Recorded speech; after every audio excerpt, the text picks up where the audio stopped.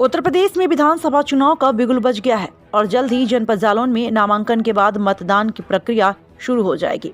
फैसला अब वहां के रहने वाले लोग स्वतंत्र रूप से करते हैं, लेकिन अगर 2 दशक पुराना चुनाव इतिहास उठाए तो सुनकर आप दंग रह जाएंगे कि यूपी के बुंदेलखंड का चुनाव डकैतों के खौफ के साए में ही होता था। देसियों के खौफ से कोई भी उनके खिलाफ चुनाव लड़ने की हिम्मत नहीं जुटा पाता था।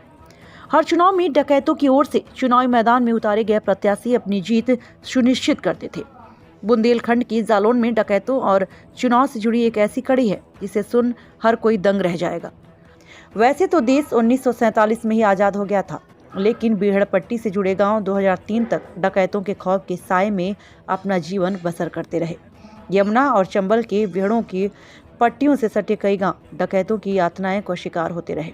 देर से मिली इस आज़ादी की वजह से सिर्फ डकैत ही थे। बीहड़ के डकैतों की कहानियां जितनी खौफनाक है, लोगों पर उनका असर भी उतना ही गहरा था। जब 80 के दशक से डकैतों को सियासत का चस्का लगा और इस नशे में 2003 तक छोटे बड़े हर चुनाव को प्रभावित किया। जीता वही जिसके पक्ष में डकैतों ने फरमान जारी किया। फिलहाल वर्तमान में रामपुरा के पचनद के बीहड़ शांत है और इसकी वजह यह है कि ज्यादातर डकैतों के इनकाउंटर हो चुके हैं। पंचायत के कुछ चुनाव में तो ऐसे मौके आए कि पर्चा भरने की आखिरी तारीख तक डकैतों के खौफ के कारण एक भी शख्स आगे नहीं आया। बाद में डकैतों ने अपने प्रत्याशी का पर्चा भरवाया और उसकी जीत सुनिश्चित कर दी। यहाँ के रहने वाले लोगों के मुताबिक बीहड़ों में डकैत ही अपनी सरकार चुना करते थे।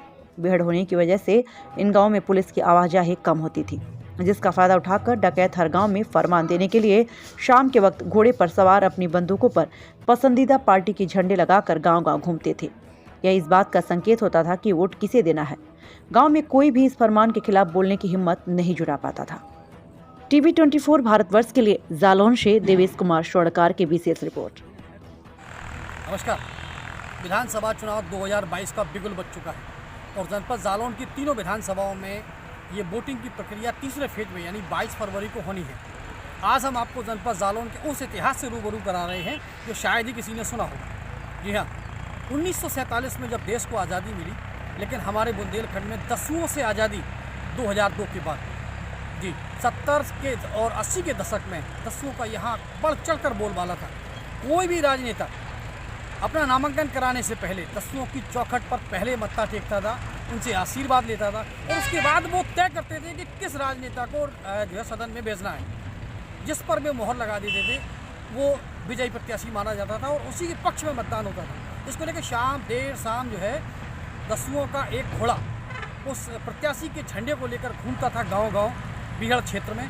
तो इसका मतलब साफ संकेत होता था कि ये प्रत्याशी दसुओं द्वारा चुना गया है और उसी के पक्ष में मतदान होता था। यानी कि वो दौर दसुओं का दौर था, यानी कि 70 से लेके और 2002 तक का दौर। यहाँ बीहड़ में दसु चाहे लाला राम रहे हों, विक्रम मल्लाय रहे हों, फूलन देवी रही हों, कुसुमा नायन रही हों, माखन सिंह, लखन सिंह, कई ऐसी डकैत रहे हैं जिन्होंने अपना परचम अच्छी तरह से लहराया। और मतलब बीहड़ की बात, इटावा, भिंड, मुरैना, जनपद जालौन, ये सारे के सारे बीहड़ पट्टी पर इनका एक अपना राज्य हुआ करता था, एक छत्र राज्य हुआ करता था, दस्युओं का साम्राज्य हुआ करता था।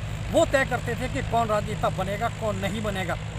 वो दौर यहाँ तक कि जो है यहाँ पर जनपद जालौन की सांसद जो रही हैं वही दसु सुंदरी फूलन देवी, जिनको वैंडेड क्वीन कहा गया था, वो सांसद तक रही, समाजवादी पार्टी से सांसद रही हैं।